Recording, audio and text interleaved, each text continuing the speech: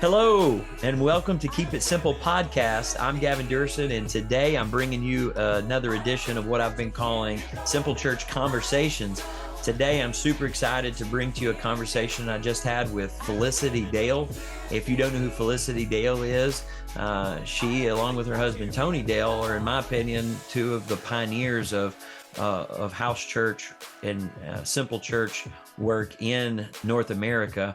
They moved here from England, and without getting into all of their story, you can read their story in a book called Small is Big, or it was previously called The Rabbit and the Elephant. It's still one of my favorite books to recommend.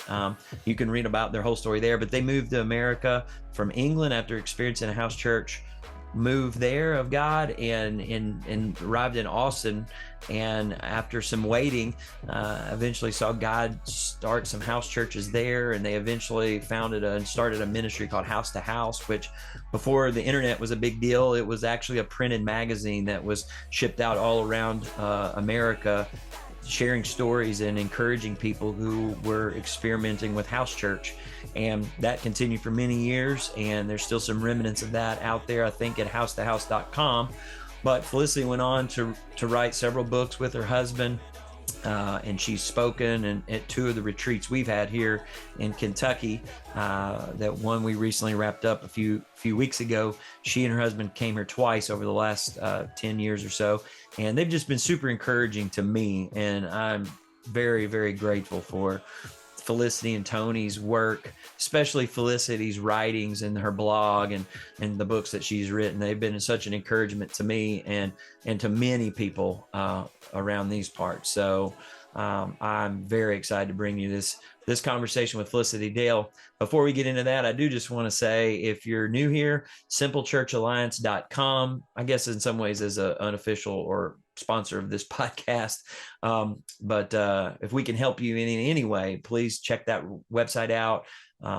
Reach out to us there. I will get that message and reach back out to you. If we can help you get down this road of house church, simple church, if you're new to this conversation, we'd love to walk with you, mentor you, encourage you in any way that we can, just be a friend to you, because I know sometimes that's hard to find. And Simple Church Alliance is simply just a relational network of people that are experiencing the church outside of the traditional structures that we have grown up with here, that we've generally defined as church. So simplechurchalliance.com if we can help you with that. So without any further ado, let's get into my conversation with Felicity Dale.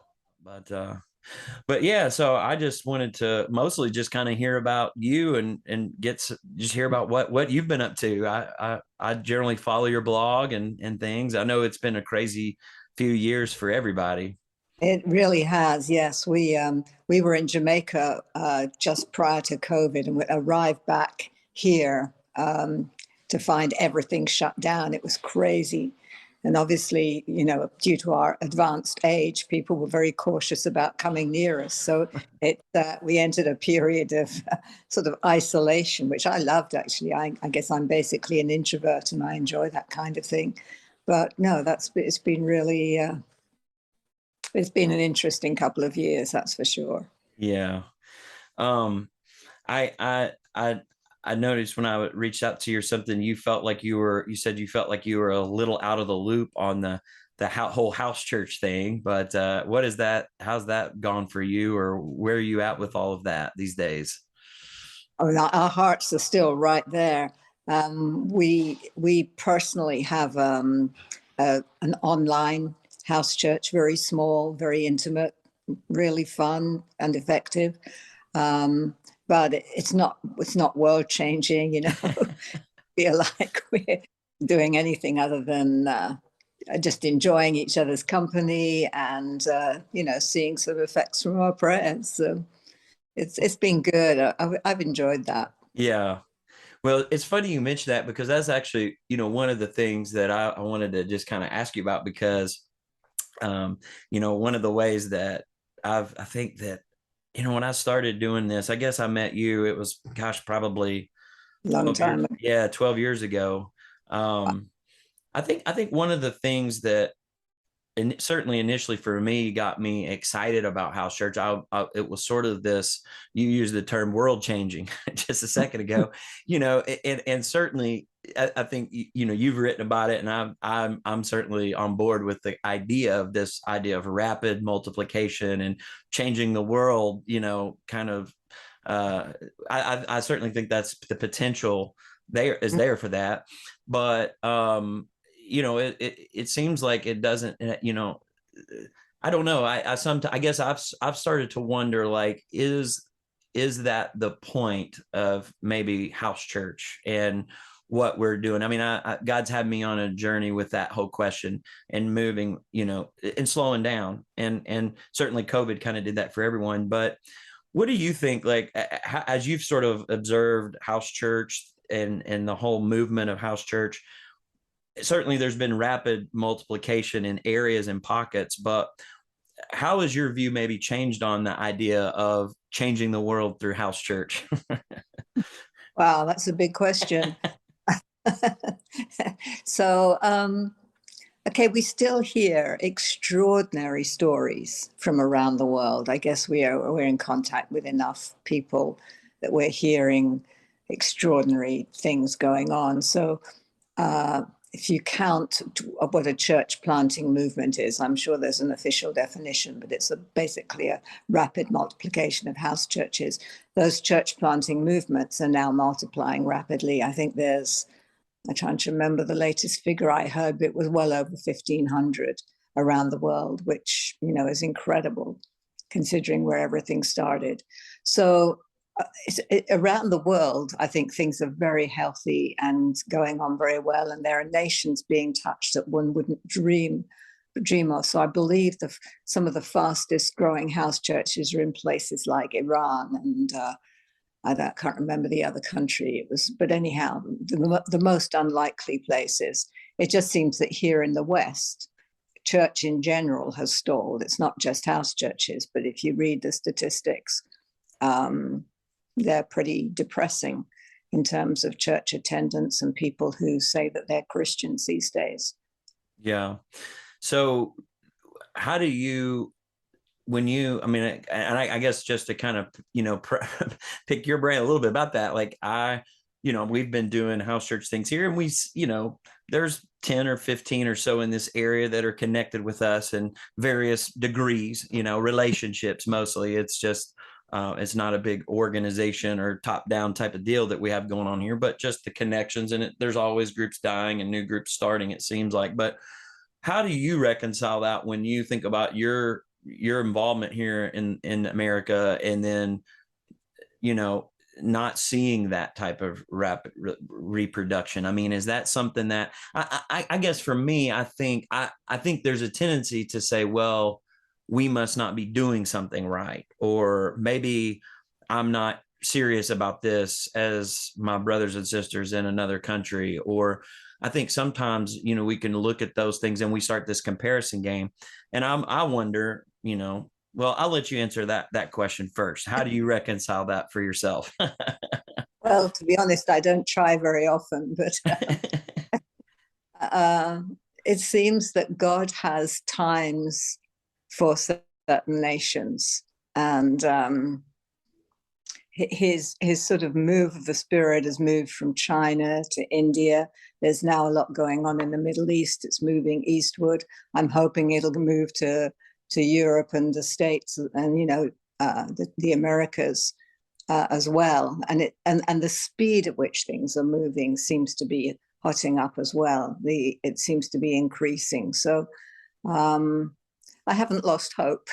Yeah. I think we can still see it happen, but it's not happening as fast as I would have liked, that's for sure. Yeah. I think, and I've been a part of some different trainings and some of these house church systems, if you will, that I think sometimes have kind of promised, oh, well, we do these things and then the multiplications will just happen, or we can kind of be in charge and force that. And one thing I just hear even in your answer is sort of a thing where, I think that sometimes there can be a legalism about how we do house church, and I, I've prayed, hopefully I have not been guilty of putting that on people myself, but it just does seem to me to just be so much about God's timing. And I think sometimes, I wonder if some of the house church things that are out there, and even myself, I've kind of reevaluated, like, have I been guilty of putting things on people, or extra biblical ideas on people who are interested in house church that really aren't from the Lord, or use that as some way of like, I don't know, maybe trying to be legalistic about it. I don't know. Is that something that you've thought about or seen in the America, or wrestled with yourself? There's kind of a balance, isn't it? There's always God's sovereignty, which Mm-hmm.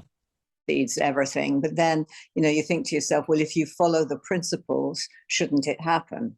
And it doesn't always. Yeah. Yeah. Wow, that's good. I definitely have seen that. And to me, that's, I guess, I don't know.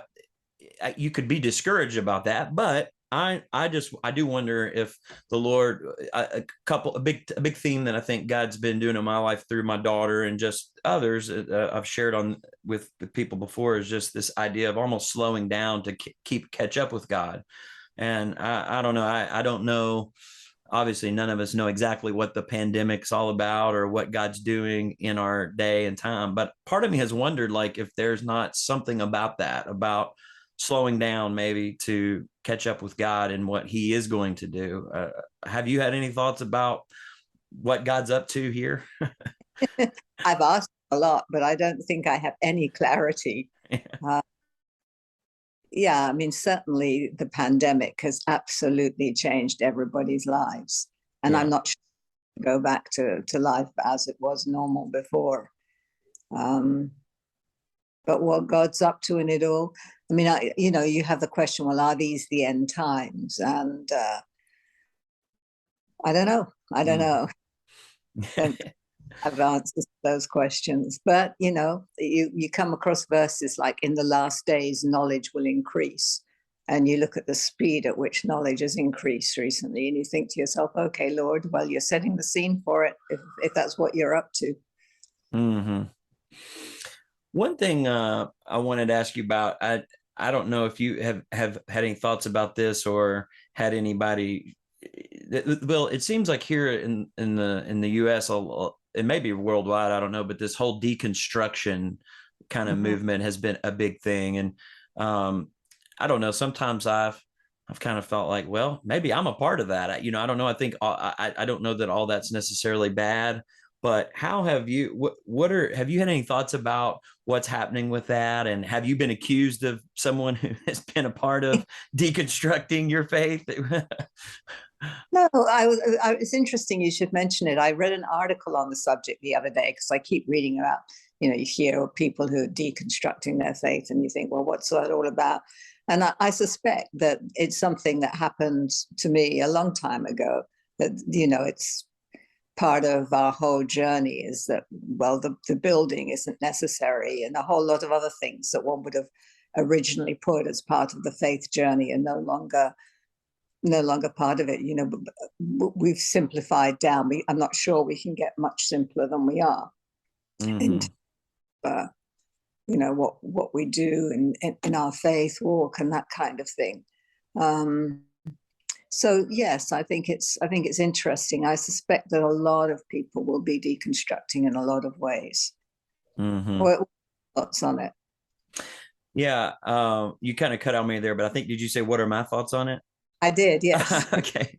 Yeah, no, I think it's interesting that it seems like a lot of evangelical Christianity, to whatever that term means anymore, they seem to be threatened by it. But to me, I've always been someone who's like, I mean, I became a Christian because of asking questions and questioning the Bible, questioning why we did things that we do. Even Christian, I can remember when I became a Christian, I had a single page of double-sided single, like all these questions written out. And I got to sit down and finally ask to someone. And, I had questions about, well, why do we stand up and sit in church sometimes and sing, and sometimes do we sit down? I mean, this was me as a, teenager working through all this. So to me, I just feel like if people have questions, like that's something we want to encourage. And I think it's certainly been a big part of my journey in helping me grow closer to God. I think there are obviously people that, if anybody wants to find an excuse to not follow Christ or to not truly seek God, I mean, you can do that and call it whatever you want. But I don't know. To me, it just seems like, I suppose I have been this part of my last 15 years of my life in doing even simple church has been a part. It has been probably to some deconstruction.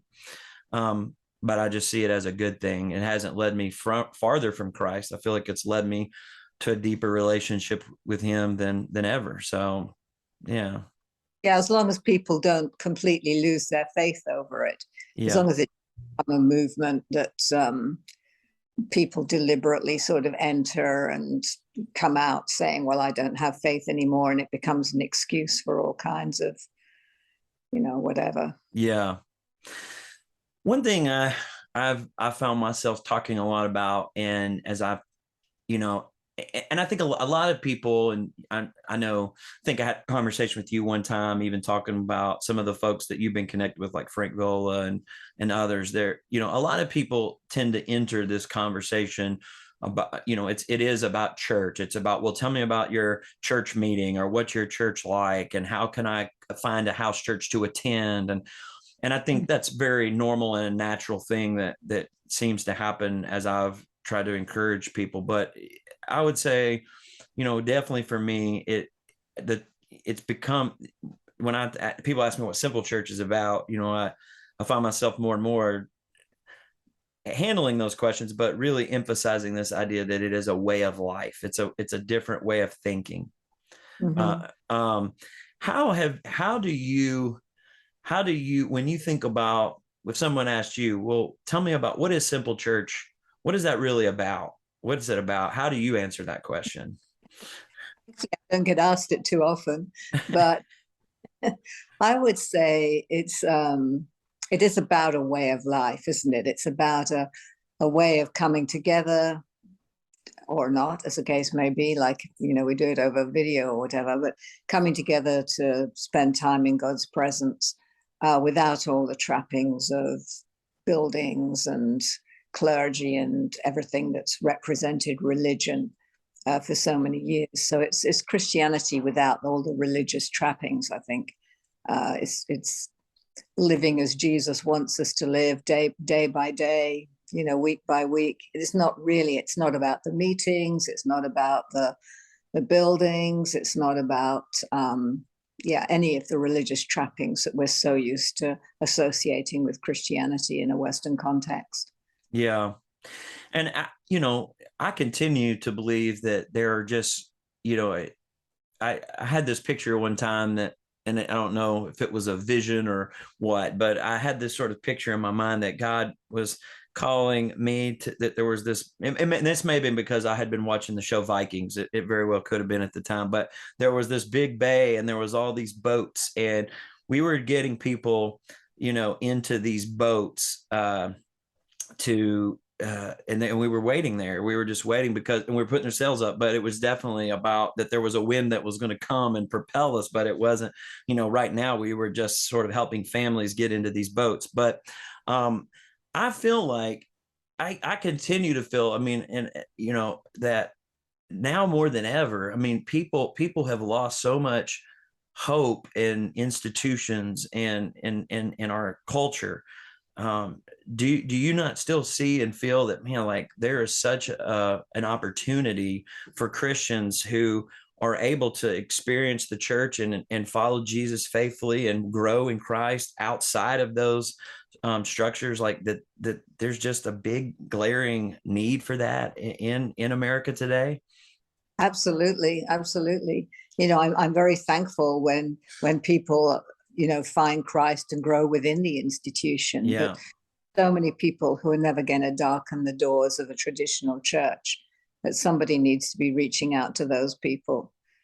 And that's been an interesting question. So, we live in an area where everybody lives on acreage, and I walk the dog most mornings, and it's actually quite hard to meet people. Everybody's behind closed doors.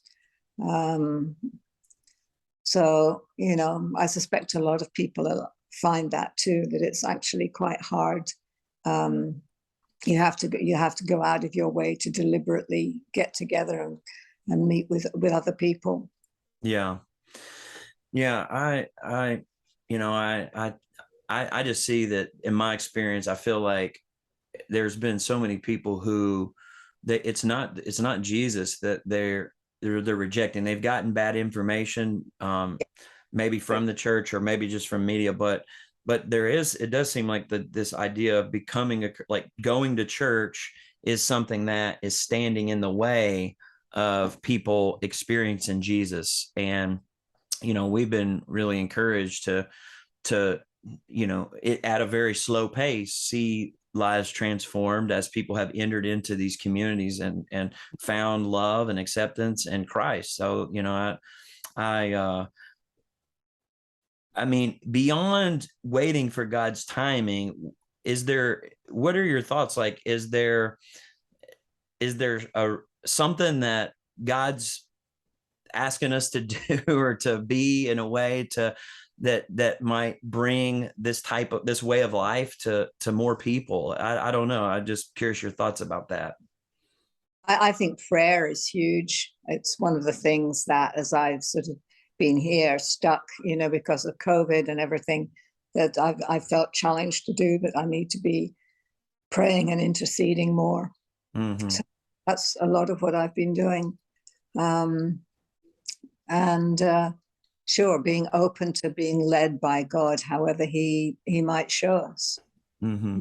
So if he tells us to walk in a certain area, to walk and see, who you might meet that day, something like that. Yeah. Well, that leads me to another thing I wanted to ask you about. One of the things that you put out, I guess, several years ago that has probably been a real encouragement to me was your a simple guide to hearing God's voice. You put that little book together, ebook, I guess. Yeah, sort of a very amateur combination of video and writing. Yeah. Yeah. And that was really helpful to me. And it's interesting. I kind of grew up from a background where I don't think we would really think about God speaking. I probably had some experiences early on where someone, we kind of burned by the God told me to do this kind of a thing. And it ended up being didn't see any fruit from that and seemed to cause more problems than help, and so I think, that kind of turned me off to even maybe without realizing it, just the whole idea that maybe that he is a God who still speaks. And so that's been a really, I think you even said one time that the number one, I remember, I don't know if it's when you were in Lexington or Kentucky or not, but you said, the number one skill that Christians need to develop is the ability to listen to God's voice. Yeah. And that was really encouraging. I was like, wow, that's pretty simple. And I think it's really true.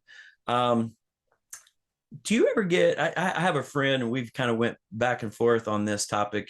He may be listening to this podcast too. I don't know, but do you ever get any pushback from this? I mean, there are people out there who would say, God, to think about God, one of the things in your book you said, or that little book you put together, was sort of this idea of being sensitive to what thoughts you have. And do you ever get any pushback on that and say, well, it's a dangerous thing for Christians to be examining their thoughts or thinking about, well, God told me, I think God's telling me to walk down this street, or that is something that leads to maybe an unhealthy place in a person's faith? I would say I've had virtually no pushback on that. I have a number of people who say, well, really, God only speaks through the Bible. And, I would agree that the Bible has to be our plumb line against which one measures everything. But no, thankfully, I guess I have enough examples of where God has used the sort of thing that we're talking about, that, been indisputably God at work, that, I would say very little. So. Yeah. Would you mind sharing one of those examples? I mean, it's an example that I love to give. So one day this is a few years back now, I was praying and I sensed the Lord tell me to walk a certain street, which is about a 20-minute drive from our house. So, why would I walk that street? No reason to. And so I didn't. For a long time, it took me several months before the temperature was getting so hot. I thought, if I'm going to walk this street, let's do it now before we hit 100 degrees here. So I started walking along the street, which is not in a very good area of town. And on my second day out walking, I came across a low-income housing project. And as I wandered up and down the row houses, sort of tenement houses there, it seemed like the Lord said, I want you to start a church here. So I took that thought back to our house church and we started praying for this particular area. And then that went on for probably throughout the summer. And then one day, Tony and I were driving along this street and we said, okay, we've got a few minutes to spare. Why don't we go and prayer walk this housing complex? And so we parked well out of the housing complex because we wanted our tires to be still on the cars when we came back. And we started walking up and down, the different rows, a very, very run down inner city project type of area. And we'd been walking there for a few minutes when all of a sudden there was this torrential downpour. I mean, the heavens opened and our car was some distance away. And so we took shelter under a balcony where there were two ladies sitting in lawn chairs chatting, and we got talking with them and they asked what we were doing there. And so we explained that we were praying for the area. And they told us that they were born Catholic, they would die Catholic, but they were never, ever going to darken the door of a Catholic church again because a nun had stolen their son's lunch money. And, I have no idea the story behind that, but they were highly incensed by whatever had gone on. Anyway, we continued chatting with them. And as the rain began to ease off, and we were going to go back to the car, we said to them, well, would it be okay if we maybe came to your house and prayed for your family and the needs of this area? And the lady, the person of peace, which is an interesting concept, whose name was Rosa, said to us, yeah, you can come to my house. And she showed us where it was. And so a couple of times a week, we would drop by her house and we would pray for her and her family and that whole area, which was very needy. I mean, it was full of drug addicts and drug pushers and sellers and so on, and prostitutes and all the rest of it. And so we'd been doing that a while when she introduced us to a lady who lived a few doors down, and she said to us, "Oh, you'll like Nora. She's like you." And so we went to meet Nora, and sure enough, Nora was a wonderful Christian lady who had become a Christian a few months prior to that.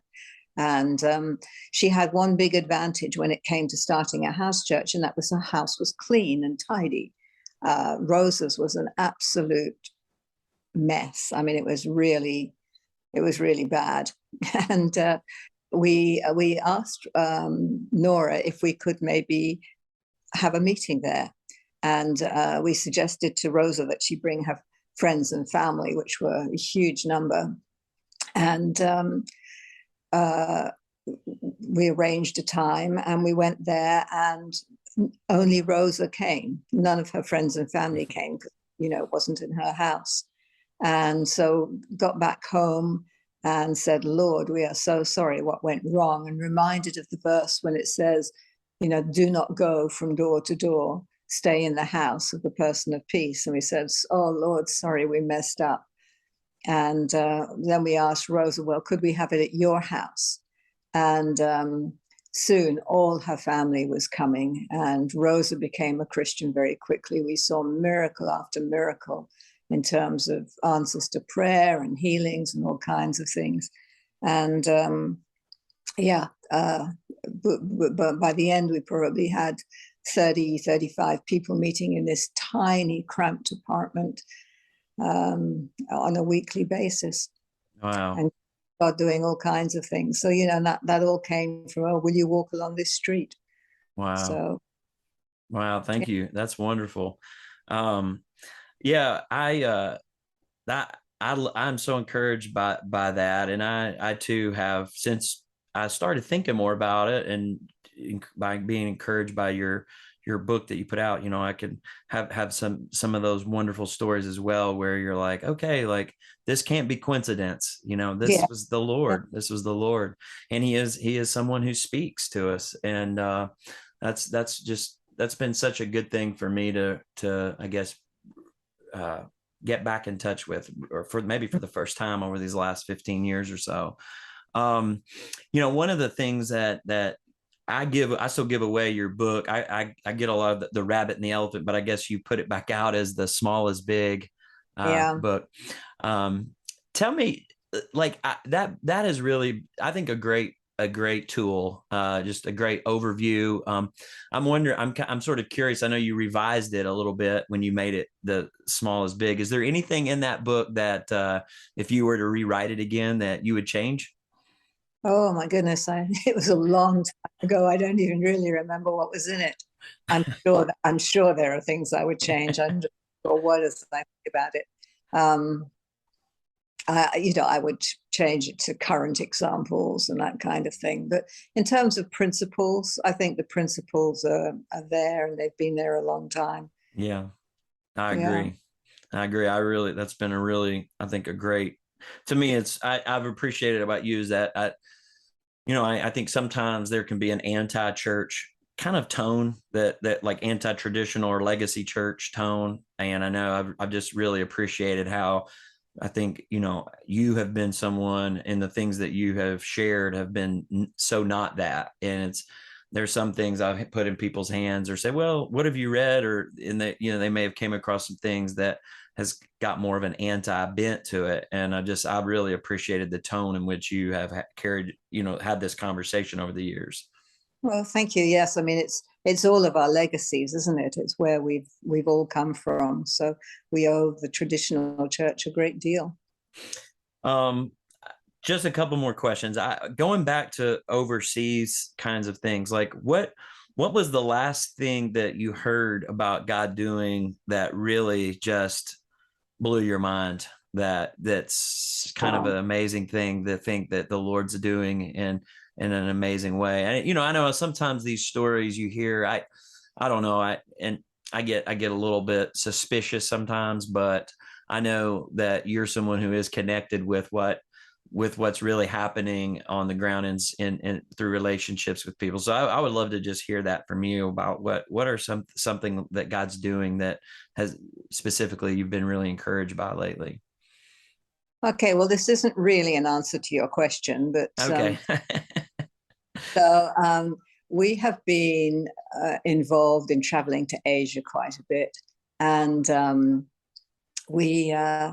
one of the countries that we've traveled to is the country of Myanmar, and it's not a very well-known country. It's just not very often spoken of, but it's kind of a country on my heart, because my father was a prisoner of war there for 3.5 years under the Japanese, and he didn't often speak of it at all, but he often spoke of the sort of kindness of the Burmese people. And recently, it's been just over a year, it was probably 18 months ago now, there was a coup in Myanmar where the military took over. And there have been all kinds of atrocities that have gone on. And we have been working with the family of our interpreter. And the son of that family had a certain amount of medical expertise. And he used to go. They had demonstrations of the people against what had happened, and he would go and he would try and rescue those who were being injured in the demonstrations. And one day he was arrested, and he was horribly tortured for 21 days, and then kept in prison for like 7 months. And so one of the things that we've been trying to help with is getting him out of the country, him and his sister. And, he's made it out to Thailand, which is awesome.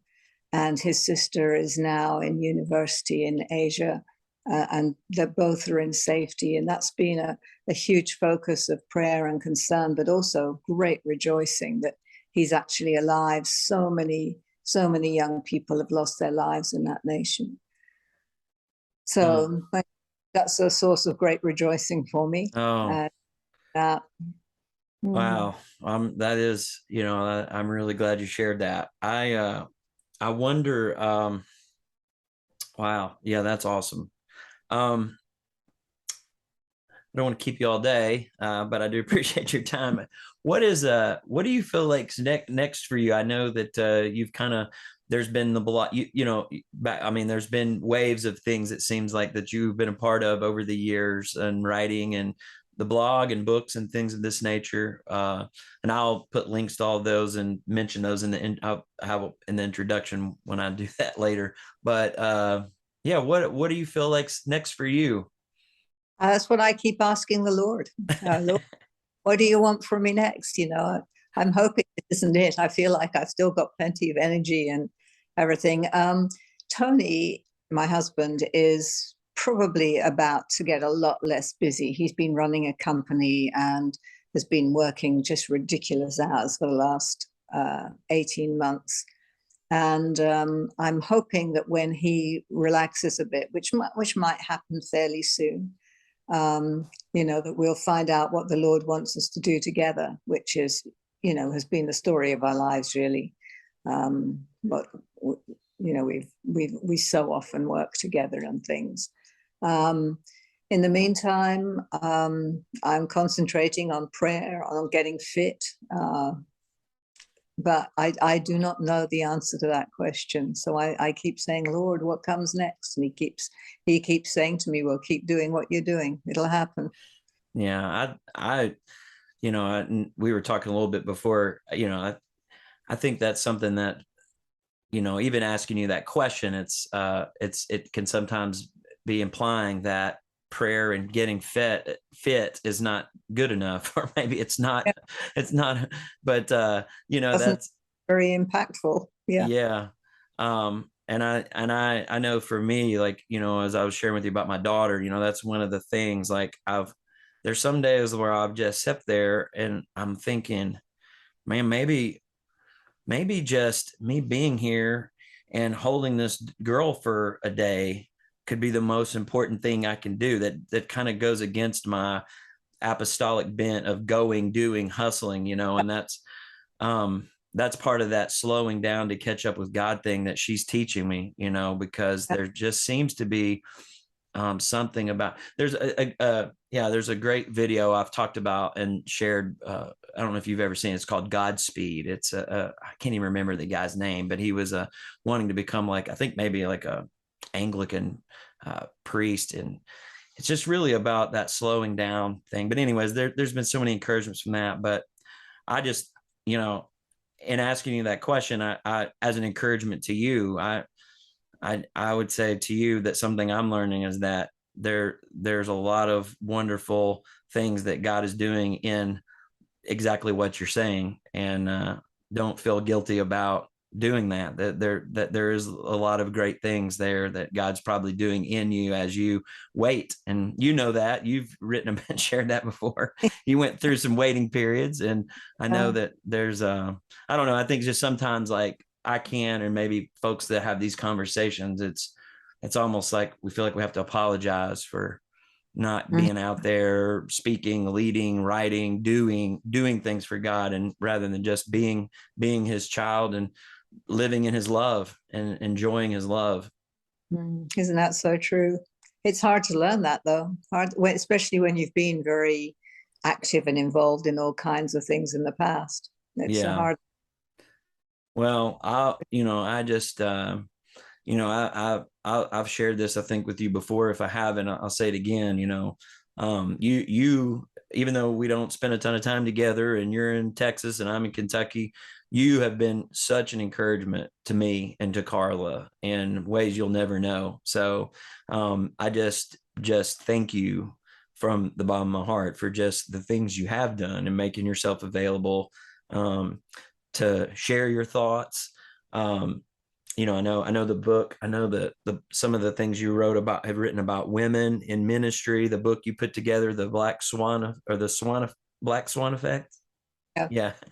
Yeah. That has been so encouraging to Carla and others. And so, I sometimes don't know what I'm doing up here. I started down this road, and God's been gracious, at least up to this point, to provide for our family, for me to be available to help people explore the church outside of the box. Some days I don't know exactly what that is or what I'm doing or how to do all that, but you have been just an encouragement. The things you've written, I come back to, and just your visits to Kentucky. Maybe you all can visit Kentucky. That would be something wonderful if Tony's able to. But thank you. All that to say, thank you. Well, thank you. That's hugely encouraging. Yeah. Really. Yeah. I'd love to visit with you. And the same's true. We're here in Texas. If ever you and the family wanted to come and enjoy the heat of Texas, you'd be more. Well, we may take it. And we did. Of course, Carla still remembers the time we called you last minute to see if she could stay at your house. And I don't even think you were there at the time, but you let her, and that was so wonderful. But thank you for taking time in your morning to do this. It's a joy to see you again, Gavin. So thank you. Yeah. And we will hopefully stay in touch, and we will be praying for you and ask you to pray for us. And sure. as we just trust the Lord each day and try to be sensitive to where he's leading us. Amen. Amen. Thank you. Well, thank you for your time. And I'll be in touch. Okay. Sounds great. Thanks a lot, Felicity. Okay. Bye-bye. Bye.